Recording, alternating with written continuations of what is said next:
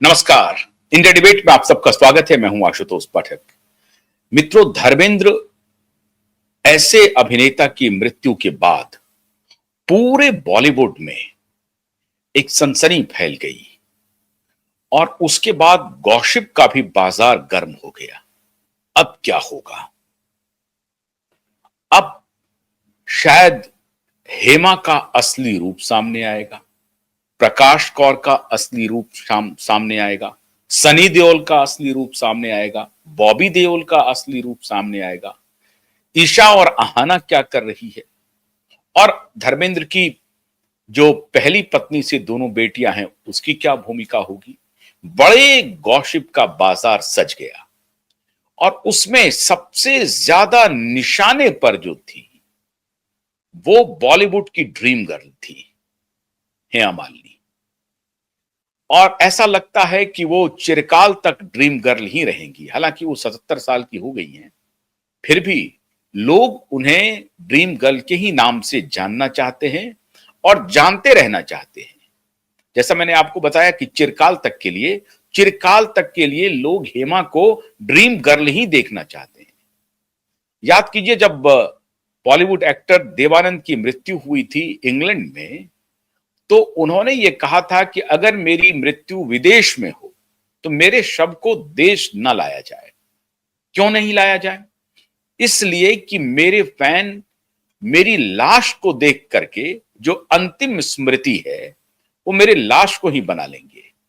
फिर देवानंद का वो चेहरा, वो मुस्कुराता हुआ चेहरा, वो हंसता हुआ चेहरा, वो खिलखिलाता हुआ चेहरा, वो हर दिल अजीज चेहरा, हमेशा मस्त रहने वाला चेहरा लोगों के जहन से उतर जाएगा और वो अपने फैन को बिल्कुल भी इस इस इस इस अंदाज में छोड़ करके नहीं जाना चाहते थे कि वो उनके शव को देखें, उनकी लाश को देखें और फिर वही स्मृति आखिरी स्मृति बन करके उनके फैन के लिए रह जाए। तो उन्होंने कहा कि अगर मेरी मृत्यु विदेश में हो तो मुझे विदेश में ही अंतिम संस्कार मेरा कर दिया जाए। और देवानंद का अंतिम संस्कार विदेश में ही हो गया। इस तरह से बॉलीवुड के या इस तरह के जो सेलिब्रिटी होते हैं वो अपने दर्शकों का, अपने चाहने वालों का, अपने फैन का इस माइन्यूट स्तर तक ख्याल रखते हैं। तो जाहिर है, अगर ड्रीम गर्ल जैसी जो सबसे प्रिय एक्ट्रेस में से एक है बॉलीवुड की और आज भी बनी हुई है, और मुझे लगता है कि आने वाली सदियों तक ड्रीम गर्ल उसी अंदाज में जानी जाएगी, तो सबसे ज्यादा चर्चा इसी बात की होने लगी मुंबई के बॉलीवुड में कि धर्मेंद्र के जाने के बाद ड्रीम गर्ल का अब रुख क्या होगा, वो किस तरह से व्यवहार करेगी सार्वजनिक जीवन में और अपने पारिवारिक जीवन में। सार्वजनिक जीवन के बारे में तो पूरी दुनिया को मालूम है कि वो एक सांसद हैं, भारतीय जनता पार्टी की एक सांसद हैं और बहुत जिम्मेदारी के साथ अपने सांसद होने के कर्तव्य का निर्वहन कर रही हैं। मथुरा में कई बार जो उनके विरोधी हैं, जो मथुरा से चुनाव लड़ना चाहते हैं, वो कई बार प्रचार करते हैं कि ड्रीम गर्ल के बारे में कभी कुछ अनर्गल प्रचार सोशल मीडिया पर या इधर उधर कहीं पर चलाने की कोशिश करते हैं। ये उनके प्रतिद्वंद्वी करते हैं जो मथुरा से चुनाव लड़ना चाहते हैं, वो उनके जहन में होता है। और अन्यथा जो अपोजिशन की पार्टियां हैं वो ऐसा करती रहती है, कांग्रेस करती है या समाजवादी पार्टी करती है। तो खैर, वो एक राजनीतिक राइवलरी है, वो ड्रीम गर्ल से राइवलरी नहीं है। ड्रीम गर्ल के खिलाफ कौन जा सकता है? कोई नहीं। ड्रीम गर्ल अभी भी उनके लिए, सपा वालों के लिए भी ड्रीम गर्ल है, कांग्रेस वालों के लिए भी ड्रीम गर्ल है, बसपा वालों के लिए भी ड्रीम गर्ल है, भारतीय जनता पार्टी के लिए तो ड्रीम गर्ल है ही है। भारतीय जनता पार्टी ने तो उस ड्रीम गर्ल को अपना बेशकीमती टिकट दिया, सांसद बनाया और वहां से वो सांसद बनकर के आई हैं और अच्छा काम कर रही हैं। तो बतौर राजनीतिज्ञ ड्रीम गर्ल एक सफल राजनीतिज्ञ हैं और अपनी जिम्मेदारी का निर्वहन भी कर रही हैं। इस मामले में कोई गॉसिप नहीं था। गॉसिप चलना शुरू हो गया कि धर्मेंद्र के जाने के बाद पारिवारिक व्यवहार हेमा का कैसा रहता है, और तमाम गॉसिप ये शुरू हो गया कि 450 एकड़, 450 एकड़, 450 करोड़, माफ कीजिएगा एकड़ नहीं, 450 करोड़, 450 करोड़, 450 करोड़, 450 करोड़ के ऊपर किसकी कुंडली मारी जाएगी, कौन बैठेगा, कैसे लिया जाएगा, इसकी गॉसिप शुरू हो गई। आज मैं उस बॉलीवुड का को कुछ के कुछ चर्चे बता रहा हूं कि कैसे कैसे चर्चा आम हो रही है और कैसे कैसे बॉलीवुड को थप्पड़ लग रहा है। थप्पड़ देओल परिवार से और हेमा मालिनी की परिवार की तरफ से गॉसिप करने वालों को थप्पड़ लग रहा है। जो धर्मेंद्र के प्रतिद्वंदी थे, बहुत कम नगण्य लोग, लेकिन परिवार जो है, फिल्मी परिवार, उनको तो इस सब में मस्ती आती है कि केवल हम ही बदनाम क्यों रहें, ये परिवार भी बदनाम हो जाए। मैंने बदनाम परिवारों के कुछ आंकड़े आपको दिए थे कल, आज मैं फिर से आपको चर्चा करना चाहूंगा। अमृता सिंह और सैफ अली खान के बीच में जो तकरार है, अमृता सैफ से नहीं मिलती है, लेकिन दोनों बच्चे सैफ के बड़े करीब हैं, अमृता सिंह के करीब नहीं है। अमृता सिंह के करीब इन द सेंस मां के करीब उनके दोनों बच्चे हैं। अमृता सिंह सैफ से मिलती नहीं है, लेकिन जो करीना कपूर हैं, ये दिखाने की कोशिश करती हैं कि नहीं नहीं, हमारा कोई बैर नहीं है, हमारा कोई बैर नहीं है।